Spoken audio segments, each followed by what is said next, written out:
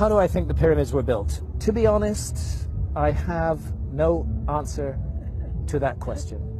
And anybody who tells you that he or she knows how the pyramids were built are not telling the truth, because we don't know. We don't know. The Great Pyramid contains a number of mysteries. The Great Pyramid, first of all, is very big. The Great Pyramid weighs 6 million tons. We can calculate that from its mass. It weighs 6 million tons. Its footprint is 13 acres. It's more than 750 feet along each side. It's 481 feet tall. More than 2.5 million individual blocks of stone were used in its construction. But it's not just big, it's really, really precise. The Great Pyramid is locked in to the cardinal dimensions of our planet. The Great Pyramid is targeted on true north within 3/60ths of a single degree. Now, no modern builder would create a large building and add onto his or her shoulders the additional burden of aligning it to true north within a fraction of a single degree. They just wouldn't get it. They wouldn't understand why it was important to do that. But something drove the builders of the Great Pyramid to go to a very great additional trouble, not only to create this massive, imposing monument, but also to lock it on to true north. And then other things, to incorporate into its dimensions the dimensions of our planet.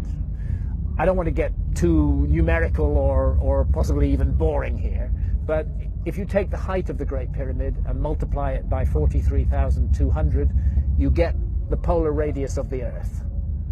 And if you measure the base perimeter of the Great Pyramid accurately and multiply that measurement by 43,200, you get the equatorial circumference of the Earth. In other words, for thousands of years, through times, through dark ages, when human beings didn't even know they lived on a planet, never mind its dimensions, that monument has encoded and speaks out the dimensions of our planet on a scale of 1 to 43,200. And the scale is not random. The number 43,200 is derived from a key motion of the Earth, which is called the precession of the Earth's axis. The Earth wobbles on its axis very slowly at the rate of 1 degree every 72 years. And 43,200 is a multiple of 72. In fact, I think it's 600 times 72, but I need to double check that. But it's a multiple of 72. Check it out. So they've given us the dimensions of our planet on a scale defined by the planet itself. And that's an incredibly clever thing to do. How on earth did they do it? Where did that knowledge come from? This is why I'm forced to consider the possibility of a lost civilization in the human story. This is a work of almost, but not quite, space-age precision. It contains errors, but they are human errors for sure, but they're very tiny.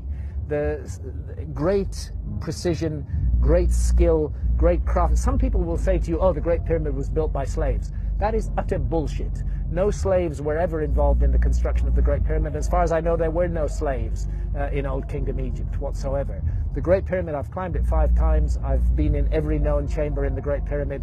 It is a work of stunning artistic achievement. You're looking at the work of masters of architecture at the peak of their skill. Not an unwilling labor force, but people who gave their labor to that work with love and with care and with attention.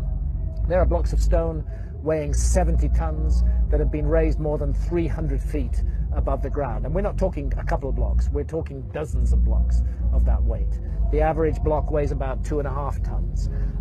It's the moving of those huge blocks of stone, their arrangement into a high precision monument, and the achievement of actually doing it, because you know, if you make a small mistake at the base, by the time you get to the summit of your 481-foot high pyramid, you don't have a pyramid, you have a corkscrew. You know?